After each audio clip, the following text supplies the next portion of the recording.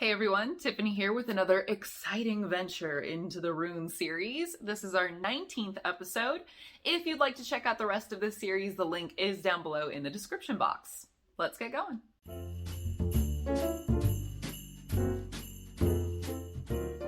Today we are covering Ehwaz, which means horse.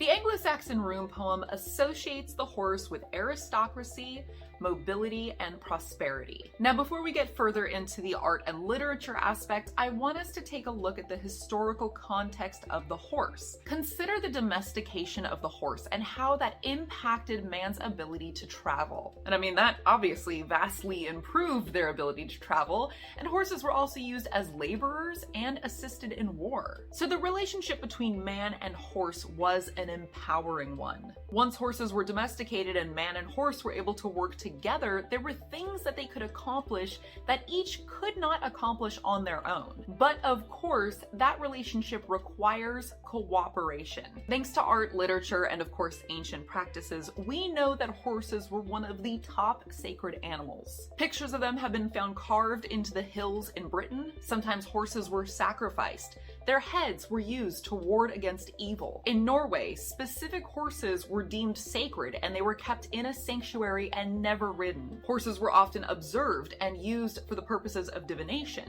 And of course, in folklore, many witches transformed into the form of a mare at night to roam free. Kinda wish I could do that myself, but it's not my skill set. There's even a story of a woman who preserved the penis of a horse with leeks, wrapped it in linen, and then it was used as a sacred object to invoke fertility. I gotta say, I feel really bad for that particular horse. And that is just one of a few stories of how horses were used for fertility. I'm not going to go into all of them, but of course horses are widely used in Norse mythology. For instance, horses drive the chariots of the sun. So take all that information together, and here's what we've got. Ehwaz is a symbol of opposites or possibly partners working together. Consider the rider and his horse, working together both harmoniously and towards the same goal. The horse, and therefore Ehwaz, is the vehicle for the psychic journey, for transcendence, just as the physical body is the vehicle for the soul. So in a reading, depending on the context of your question and how the runes lay out, Ehwaz could mean change and mobility, either that's on the horizon or that it's needed, and that of course could be physical or metaphysical, emotional or spiritual. It could also be a sign that cooperation is needed, or that assistance is on its way to you,